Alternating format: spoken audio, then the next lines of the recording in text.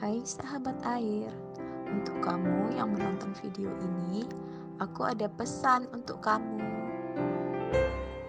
Sahabat, bertemanlah dengan air. Jaga ia untuk tetap bersih dan tersedia. Bijaklah dalam memakainya. Jaga lingkungannya sehingga dapat kita wariskan ke generasi-generasi berikutnya. Oke sahabat, aku akan bercerita sedikit kepadamu. Jangan bosan ya, aku akan berbagi foto dan video bersama teman angkatanku di tempat yang berhubungan dengan air. Oke, pertama-tama aku akan mengajak kamu ke kampus ITB Jatinangor. Yang pertama, yaitu Situ 1 yang berada di daerah Hulu. Beginilah situasi di Situ 1.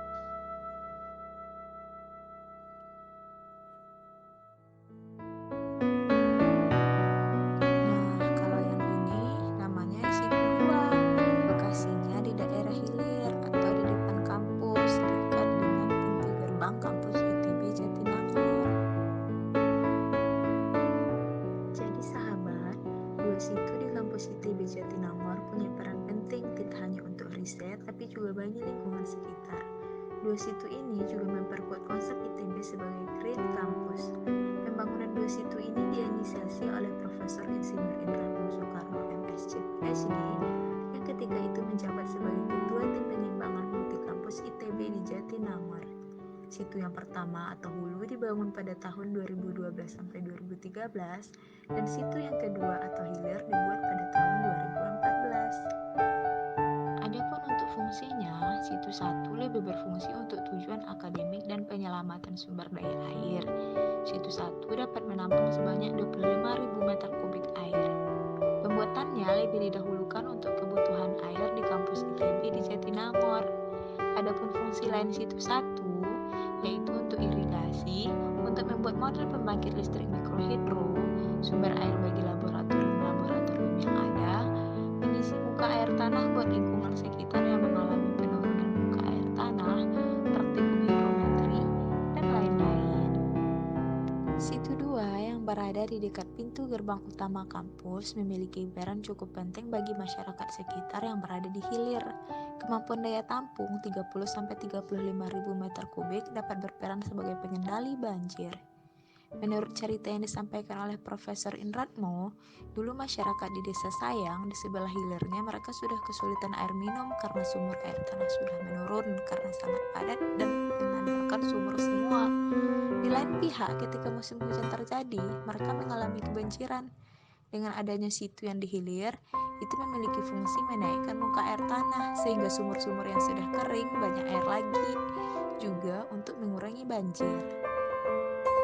Oke sahabat, selanjutnya mari kita ke Gede Bage. Sebelumnya, mari kita refresh sejenak. Ternyata, beberapa waktu yang lalu terjadi banjir bandang yang membawa sampah di Gede Bage. Oke, mari kita lihat kondisi di Gede Bage. Sahabat, ini adalah video drainase di Gede Bage yang saya ambil ketika pergi ke sana. Tampak ya, drainase di Gede Bage itu penuh dengan sampah, bau, airnya keruh, dan juga terdapat beberapa genangan air di jalan. Nah, kalau yang ini adalah video taman di Gede Bage. Tamannya banyak sampah plastik dan ada bau tidak sedap juga, padahal sudah ada beberapa tong sampah di sana.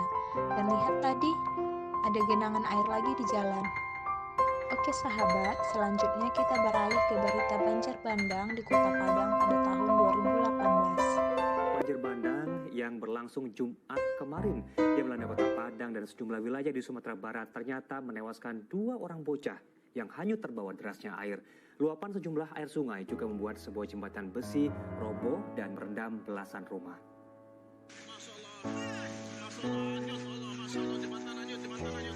Rekaman video amatir ini memperlihatkan saat jembatan besi di Kecamatan Lubuk Begalung, Padang, Sumatera Barat hancur diterjang air.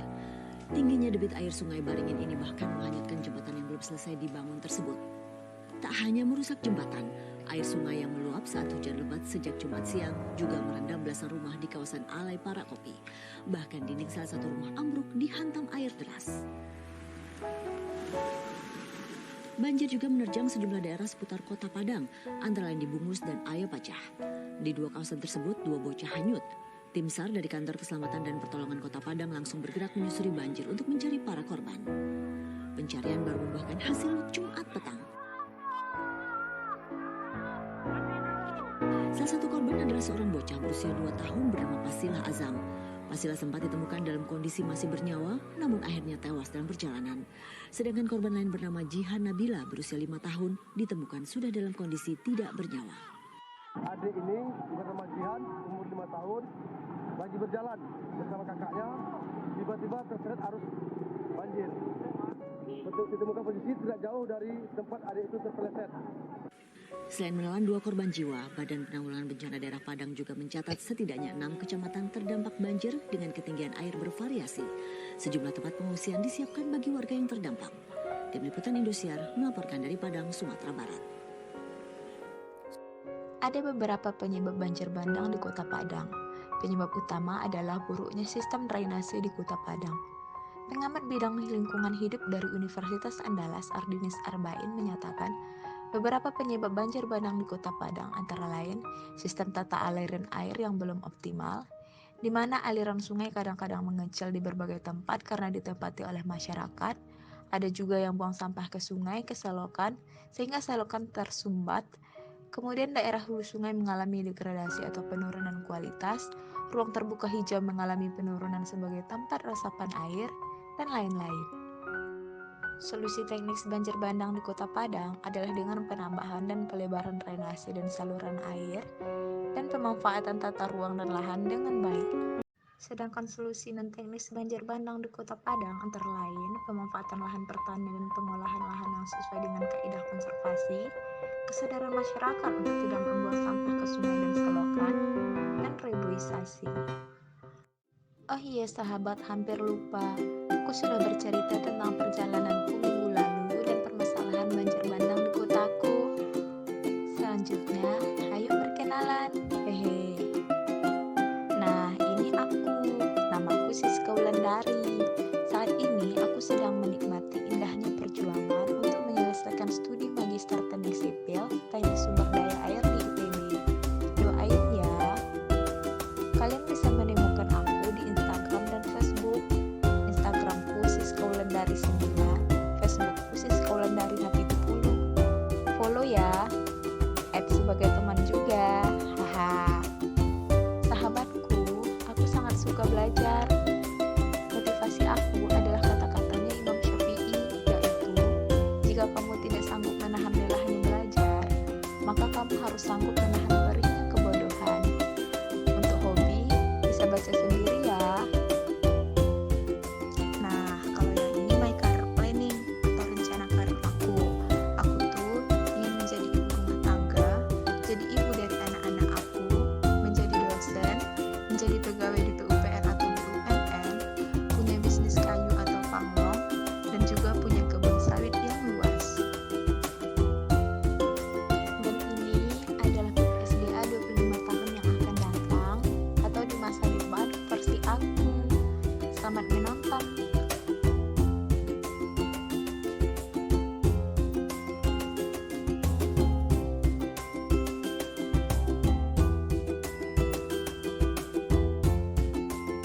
Gimana video tadi?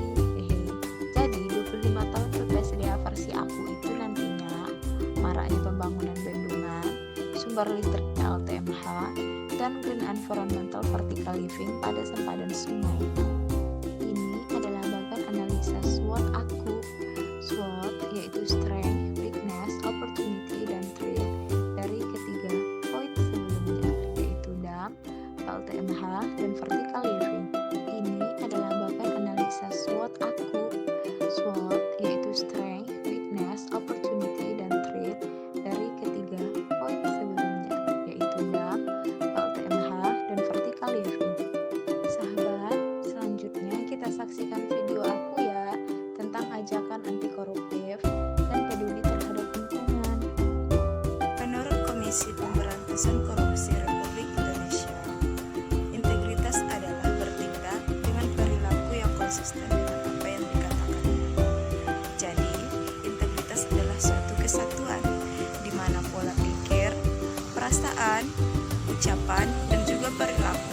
sesuai dengan hati nurani dan juga norma yang berlaku.